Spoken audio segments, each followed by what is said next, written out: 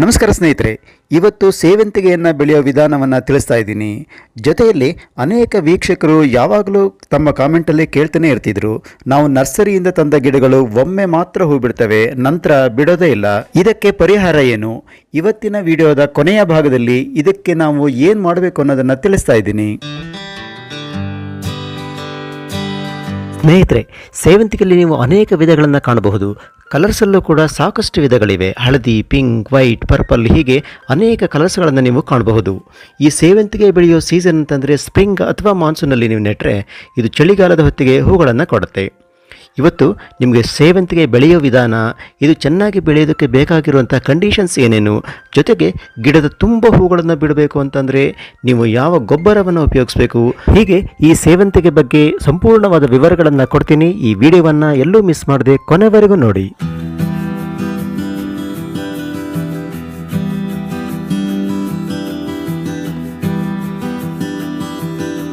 ಈ ಸೇವಂತಿಗೆ ಬೆಳೆಯೋದಕ್ಕೆ ಮಣ್ಣು ಹೇಗಿರಬೇಕು, ಸೂರ್ಯನ ಬಿಸಿಲು ಎಷ್ಟಿರಬೇಕು, ಆಮೇಲೆ ಇದನ್ನು ಹೇಗೆ ನೆಡೋದು ಎಲ್ಲವನ್ನು ಹೇಳ್ತೀನಿ. ಮೊದಲಿಗೆ ನಿಮ್ಮ ಮನೆಯಲ್ಲಿ ಇರುವಂತಹ ಈ ಸೇವಂತಿಗೆಯನ್ನು ಹೇಗೆ ಮೇಂಟೈನ್ ಮಾಡೋದು ನೋಡೋಣ ಬನ್ನಿ. ಈಗಾಗಲೇ ನಿಮ್ಮ ಮನೆಯಲ್ಲಿ ಸೇವಂತಿಗೆ ಗಿಡ ಇದ್ದರೆ ಅದನ್ನು ನೀವು ಸರಿಯಾಗಿ ಪರೀಕ್ಷೆ ಮಾಡ್ತಾ ಇರಬೇಕು. ನೋಡಿ, ಮಣ್ಣಲ್ಲಿ ಬೆಳೆದಿರುವಂತಹ ಈ ಕಳೆಗಳನ್ನು ತೆಗಿಬೇಕು. ಆಮೇಲೆ ಈ ಗಿಡದಲ್ಲಿ ಇರುವಂತಹ ಒಣಗಿದ ಎಲೆಗಳನ್ನೆಲ್ಲ ಕಿತ್ತು ತೆಗಿಬೇಕು.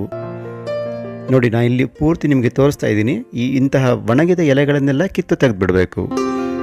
ಜೊತೆಯಲ್ಲಿ ಈ ಒಣಗಿದ ಈ ಬ್ರಾಂಚಸ್ ಅಥವಾ ಕಡ್ಡಿಗಳನ್ನು ಕೂಡ ಕತ್ತರಿಸಿ ತೆಗಿಬೇಕಾಗತ್ತೆ.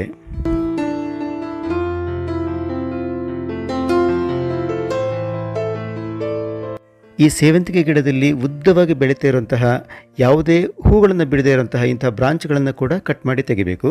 ಈ ಬ್ರಾಂಚ್ಗಳನ್ನು ನೀವು ಕಟ್ ಮಾಡಿ ಮತ್ತೆ ಈ ಗಿಡಗಳನ್ನಾಗಿ ಬೆಳೆಸಬಹುದು. ಇದನ್ನು ನೀವು ತೆಗೆದಿಟ್ಕೊಂಬಿಡಿ.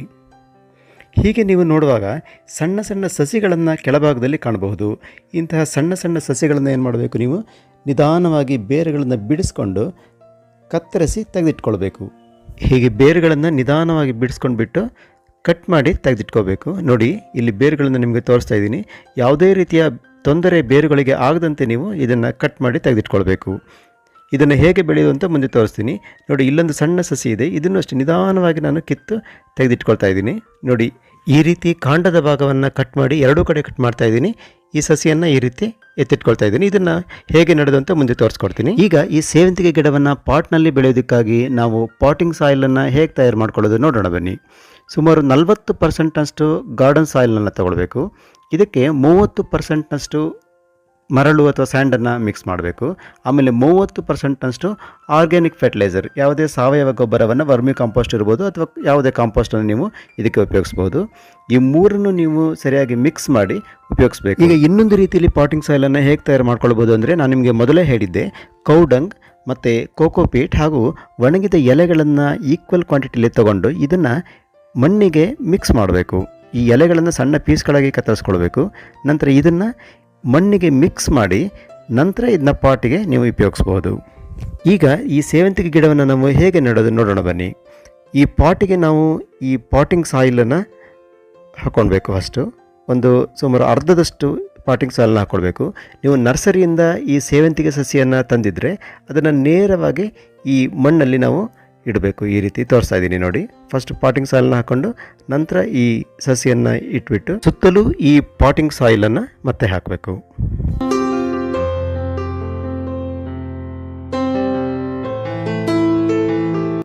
ಈಗ ಈ ಸೇವಂತಿಗೆ ಗಿಡದ ಕಟಿಂಗ್ಸ್ನಿಂದ ಅಥವಾ ನೀವು ಸಣ್ಣ ಸಸಿಯನ್ನು ಏನು ಕತ್ತರಿಸಿ ಇಟ್ಕೊಂಡಿದ್ರಿ ಅದನ್ನು ಹೇಗೆ ನಡೆದು ನೋಡೋಣ ಬನ್ನಿ.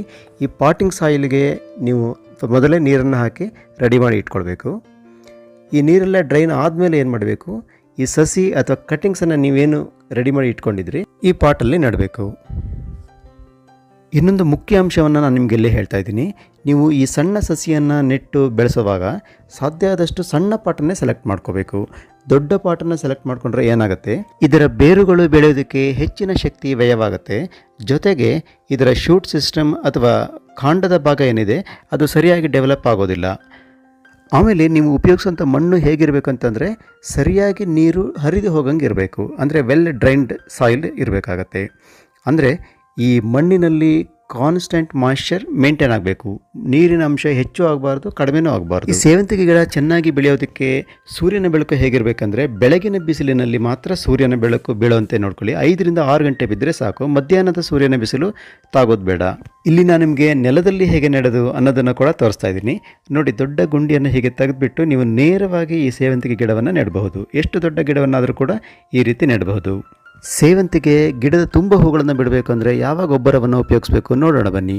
ನೀವು ಲಿಕ್ವಿಡ್ ಗೊಬ್ಬರವನ್ನು ಇದಕ್ಕಾಗಿ ಉಪಯೋಗಿಸ್ಬೋದು. ಇದಕ್ಕಾಗಿ ಏನು ಮಾಡಬೇಕು ಅಂದರೆ 1/4 ಚಮಚ ಯೂರಿಯಾ ಹಾಗೂ 1/4 ಚಮಚ ಎಪ್ಸಮ್ ಸಾಲ್ಟ್, ಇದನ್ನು 1 ಲೀಟರ್ ನೀರಿನಲ್ಲಿ ನೀವು ಮಿಕ್ಸ್ ಮಾಡಬೇಕು. ಚೆನ್ನಾಗಿ ಮಿಕ್ಸ್ ಮಾಡಬೇಕು.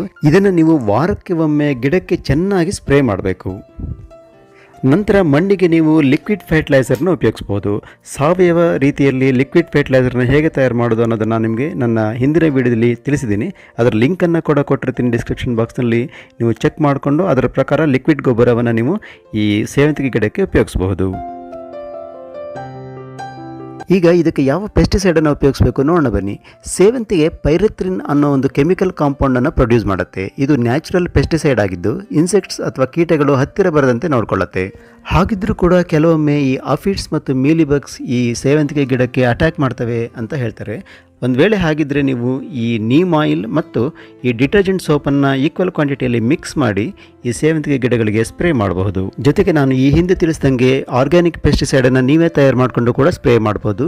ಈ ವಿಡಿಯೋ ಲಿಂಕನ್ನು ನಾನು ಡಿಸ್ಕ್ರಿಪ್ಷನ್ ಬಾಕ್ಸ್ನಲ್ಲಿ ಕೊಟ್ಟಿರ್ತೀನಿ. ನೀವು ಚೆಕ್ ಮಾಡಿಕೊಂಡು ಈ ರೀತಿ ಆರ್ಗ್ಯಾನಿಕ್ ಪೆಸ್ಟಿಸೈಡನ್ನು ತಯಾರು ಮಾಡ್ಕೊಳ್ಬಹುದು.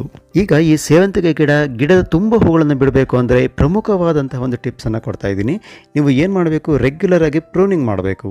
ಅಂದರೆ ಈ ಉದ್ದವಾಗಿ ಬೆಳೆದಿರುವಂತಹ ಈ ಕೊಂಬೆಗಳನ್ನು ನೀವು ಕಟ್ ಮಾಡಬೇಕಾಗತ್ತೆ. ಪಿಂಚಿಂಗ್ ಅಥವಾ ಟಿಪ್ ಪ್ರೂನಿಂಗ್ ಅಂದರೆ ಗಿಡದ ತುದಿಯ ಭಾಗವನ್ನು ನೀವು ಕಟ್ ಮಾಡಿ ಈ ತುದಿಯ ಭಾಗವನ್ನೇ ನೀವು ಇನ್ನೊಂದು ಕಟಿಂಗ್ಸ್ ಆಗಿ ನೀವು ಕೂಡ ಉಪಯೋಗಿಸ್ಬೋದು. ಇದನ್ನು ಪ್ರತ್ಯೇಕವಾಗಿ ಗಿಡಗಳಾಗಿ ನೀವು ಬೆಳೆಸ್ಕೊಳ್ಬೋದು. ಈ ರೀತಿಯಲ್ಲಿ ಹೀಗೆ ಮಾಡೋದ್ರಿಂದ ನಿಮ್ಮ ಮೂಲ ಗಿಡ ಏನಿದೆ ಬುಷಿಯಾಗಿ ಬೆಳೆಯುತ್ತೆ ಮತ್ತು ಚೆನ್ನಾಗಿ ಹೂಗಳನ್ನು ಬಿಡುತ್ತೆ. ಈ ಸೇವಂತಿಗೆ ಗಿಡದ ಕಟಿಂಗ್ಸ್ 2-3 ತಿಂಗಳಲ್ಲಿ ದೊಡ್ಡ ಗಿಡವಾಗಿ ಬೆಳೆಯುತ್ತೆ. ಈ ಸೇವಂತಿಗೆ ಗಿಡಕ್ಕೆ 1 ವರ್ಷ ಆದ ನಂತರ ನೀವು ಹಾರ್ಡ್ ಪ್ರೂನಿಂಗನ್ನು ಮಾಡಬೇಕಾಗತ್ತೆ. ಅಂದರೆ ಎತ್ತರವಾಗಿ ಬೆಳೆದಂತಹ ಈ ಕೊಂಬೆಗಳನ್ನೆಲ್ಲ ಪೂರ್ತಿಯಾಗಿ ಕಟ್ ಮಾಡಬೇಕಾಗತ್ತೆ. ನಂತರ ಹೊಸ ಕೊಂಬೆಗಳು ಬೆಳೆದ್ಬಿಟ್ಟು ಈ ಗಿಡ ಪೊದೆಯಂತೆ ಬೆಳೆಯುತ್ತೆ ಮತ್ತು ಹೇರಳವಾಗಿ ಹೂಗಳನ್ನು ಬಿಡುತ್ತೆ. ಸಾಮಾನ್ಯವಾಗಿ 2 ವರ್ಷದ ನಂತರ ಏನು ಮಾಡಬೇಕು, ಈ ಸೇವಂತಿಗೆ ಗಿಡವನ್ನು ಹಾರ್ಡ್ ಪ್ರೂನಿಂಗ್ ಮಾಡಿ ಈ ಪಾಟಿಂಗ್ ಸಾಯಿಲ್ ಏನಿದೆ ಅದನ್ನು ನೀವು ಚೇಂಜ್ ಮಾಡಬೇಕಾಗತ್ತೆ. ಅಂತಂದರೆ ಈ ಬುಡದವರೆಗೂ ನೀವು ಕಟ್ ಮಾಡಿ ನಂತರ ಈ ಬುಡವನ್ನು ನೀವು ತೆಗಿಬೇಕಾಗತ್ತೆ. ನೋಡಿ, ನಾನಿಲ್ಲಿ ನಿಮಗೆ ತೋರಿಸ್ತಾ ಇದ್ದೀನಿ. ಈ ಗಿಡವನ್ನು ನೀವು ಬುಡದಿಂದಲೇ ನಿಧಾನವಾಗಿ ಬೇರುಗಳನ್ನು ಬಿಡಿಸ್ಕೊಂಡ್ಬಿಟ್ಟು ಈ ಗಿಡವನ್ನು ಕಿತ್ತು ಈ ಮಣ್ಣೇನಿದೆ ಇದರಲ್ಲಿ ಸತ್ವ ಎಲ್ಲ ಸಂಪೂರ್ಣವಾಗಿ ಕಡಿಮೆ ಆಗಿರುತ್ತೆ. ಇದಕ್ಕೆ ನೀವು ಸಾಕಷ್ಟು ಪ್ರಮಾಣದಲ್ಲಿ ಪೋಷಕಾಂಶಗಳನ್ನು ಆ್ಯಡ್ ಮಾಡಿ ಈ ಮಣ್ಣಿಗೆ ಮಿಕ್ಸ್ ಮಾಡಬೇಕು. ನಂತರ ಈ ಗಿಡವನ್ನು ಮತ್ತೆ ನೆಡಬೇಕು. ಪೋಷಕಾಂಶಗಳು ಅಂತಂದರೆ ಈ ಕಾಂಪೋಸ್ಟ್ ಇರ್ಬೋದು, ವರ್ಮಿ ಕಾಂಪೋಸ್ಟ್ ಅಥವಾ ಎಲೆ ಗೊಬ್ಬರ ಅಥವಾ ಹೊಂಗೆ ಮರದ ಗೊಬ್ಬರದ ಬಗ್ಗೆ ಕೂಡ ನಾನು ನಿಮ್ಗೆ ಹೇಳಿದ್ದೆ. ಇವೆಲ್ಲವನ್ನು ಆ್ಯಡ್ ಮಾಡಿ ಈ ಮಣ್ಣನ್ನು ನೀವು ಫಲವತ್ತಾಗಿ ಮಾಡಿ ನಂತರ ಇದರಲ್ಲಿ ಈ ಗಿಡವನ್ನು ಮತ್ತೆ ನೆಡಬಹುದು. ಸ್ನೇಹಿತರೆ, ನಾವು ನರ್ಸರಿಯಿಂದ ತಂದ ಗಿಡಗಳು ಒಮ್ಮೆ ಮಾತ್ರ ಹೂ ಬಿಡ್ತವೆ, ಆದರೆ ನಂತರ ಹೂ ಬಿಡೋದಿಲ್ಲ, ಕೆಲವೊಮ್ಮೆ ಸತ್ತೇ ಹೋಗ್ತೇವೆ. ಇದಕ್ಕೆ ಏನು ಮಾಡಬೇಕು ಅಂತ ಅನೇಕ ವೀಕ್ಷಕರು ತಮ್ಮ ಕಾಮೆಂಟಲ್ಲಿ ಕೇಳ್ತಾ ಇದ್ರು. ಇದಕ್ಕಾಗಿ ನಾವು ಏನು ಮಾಡಬೇಕಂದ್ರೆ, ನಾವು ನರ್ಸರಿಯಿಂದ ತಂದ ತಕ್ಷಣ ಈ ಗಿಡವನ್ನು ರೀಪಾಟ್ ಮಾಡಬೇಕು. ಅಂದರೆ ಬೇರೊಂದು ಪಾಟ್ಗೆ ವರ್ಗಾಯಿಸಬೇಕು. ಹೀಗೆ ವರ್ಗಾಯಿಸುವಂತಹ ಸಂದರ್ಭದಲ್ಲಿ ನಾವು ಉತ್ತಮವಾದ ಗೊಬ್ಬರವನ್ನು ಹಾಕಬೇಕು. ಒಳ್ಳೆಯ ಸಾವಯವ ಗೊಬ್ಬರವನ್ನು ತಂದು ಹಾಕ್ಬೋದು. ಇಲ್ಲ, ನಾನು ಈ ವಿಡಿಯೋದಲ್ಲಿ ಹೇಳಿದಾಗೆ ಅನೇಕ ಗೊಬ್ಬರಗಳಿದ್ದಾವೆ, ಇವುಗಳನ್ನು ನಾವು ಉಪಯೋಗಿಸ್ಬೋದು. ಜೊತೆಗೆ ಸಾಕಷ್ಟು ಪ್ರಮಾಣದಲ್ಲಿ ಸೂರ್ಯನ ಬಿಸಿಲು ಈ ಗಿಡಗಳಿಗೆ ಬೀಳುವಂತೆ ನೋಡ್ಕೊಳ್ಬೇಕು.